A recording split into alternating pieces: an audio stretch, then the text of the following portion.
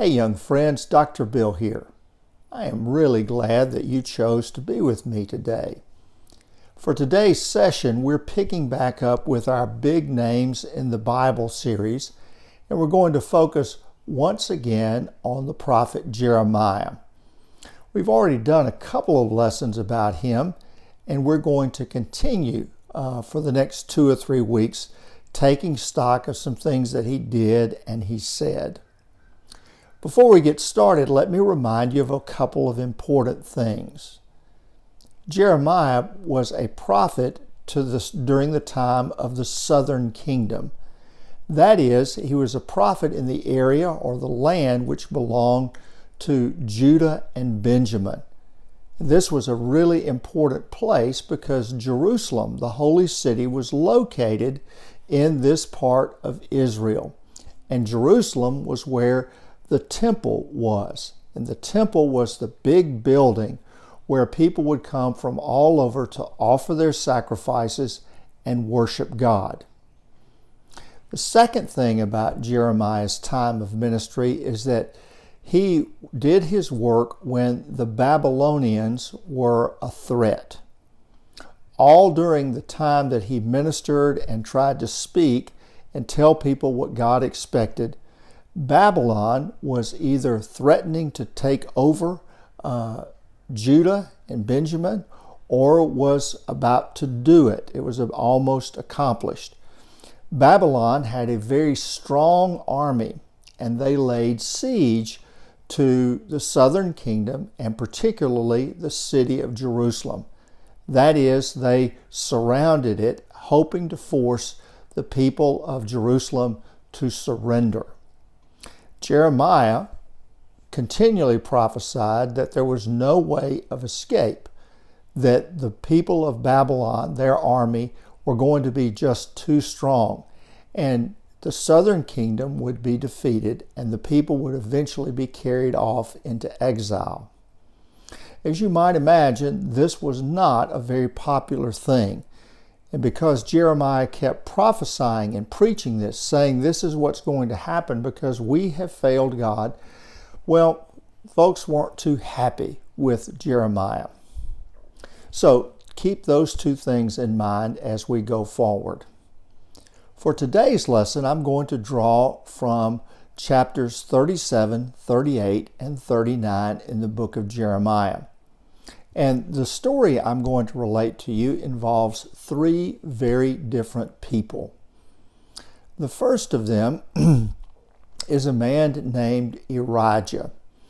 Elijah was a gatekeeper or a guard or a sentry at one of the main gates leading in and out of the city of Jerusalem. As the story opens in chapter 37, Jeremiah has decided that he wants to leave Jerusalem and return to his hometown, which is only a few miles away. He just wants to go home for a brief visit.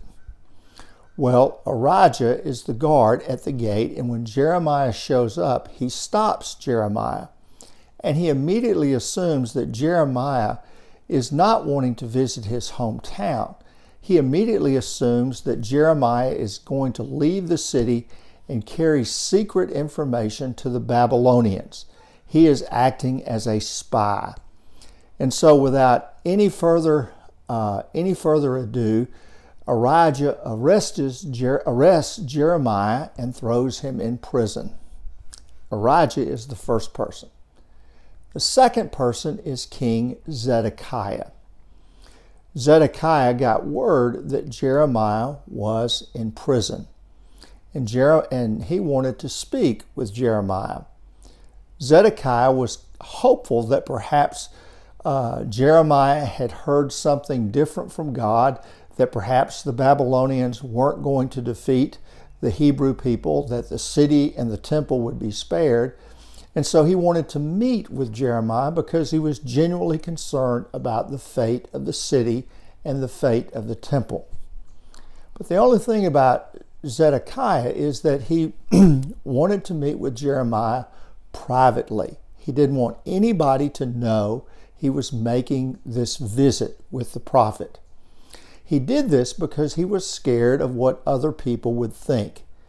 He was scared that his own enemies within his court might rise up against him if they heard that he had met with Jeremiah. The third person I want to tell you about in this story is a man named Ebed-Melech. Ebed-Melech. Well, despite Zedekiah's efforts to try to keep his meeting with the prophet secret, word leaked out, and the enemies of the king and the enemies of Jeremiah stole Jeremiah out of the prison, and they dropped him into a cistern. Now, a cistern back then was a big hole cut into the ground or cut into rock, and it was used to gather and collect rainwater for drinking and cleaning. They threw Jeremiah into this cistern, but unfortunately it had not rained in a long time, so there was no water in it. But there was a lot of mud in the bottom of the cistern. And Scripture says that when they threw Elijah in, he sank into mud up to his knees. So in other words, he couldn't move. And if he were left there, he would starve to death. Well, Ebed-Melech learned of this, and because he was Jeremiah's friend, he went immediately to the king and said, "This is not right. They're going to kill Jeremiah if we don't do something to save him." And so he begged the king, and King Zedekiah eventually said, "Okay, you can rescue Jeremiah from that cistern." And that's exactly what Ebed-Melech did. He rescued Jeremiah out of the cistern and saved his life. So that's kind of the story. So let's take a look at these three people we mentioned, see what we can learn from them. The first is Arijah. He was the sentry, the guard who arrested Jeremiah. Now, Arijah was probably a good person. He was obviously devoted to his job. But he took one look at Jeremiah and assumed he knew everything that Jeremiah was up to. Even more important, he assumed Jeremiah was up to the worst, that Jeremiah was a spy for the enemies. And so he immediately had him arrested. Arijah is one of those persons who is so invested in doing his or her job that they fail to look at people, to see what they're really about, to try to understand them. The second is King Zedekiah. And as I mentioned, his heart was in the right place. He wanted to know what God was going to do and what was happening, what God would lead to happen with regard to Jerusalem and the temple. But Zedekiah, despite all of his good intentions, was a coward. He was afraid.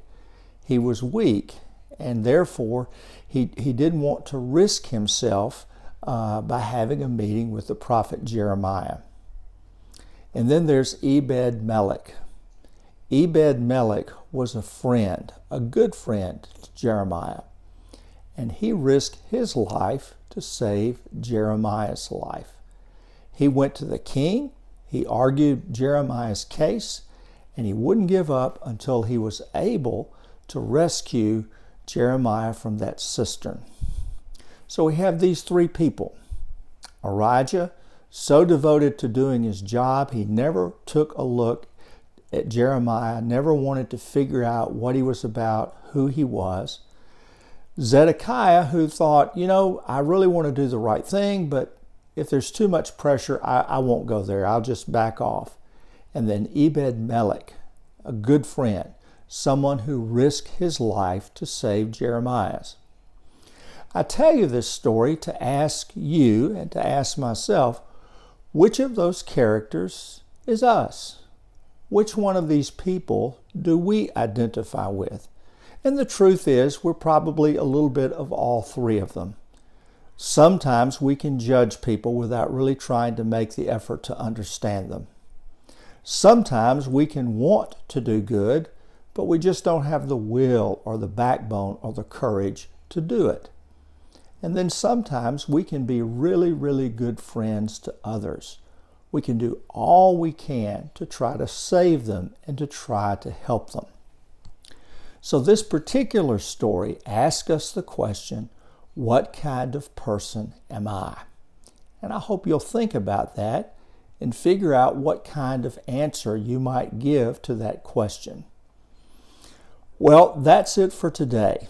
Again, I thank you for joining me.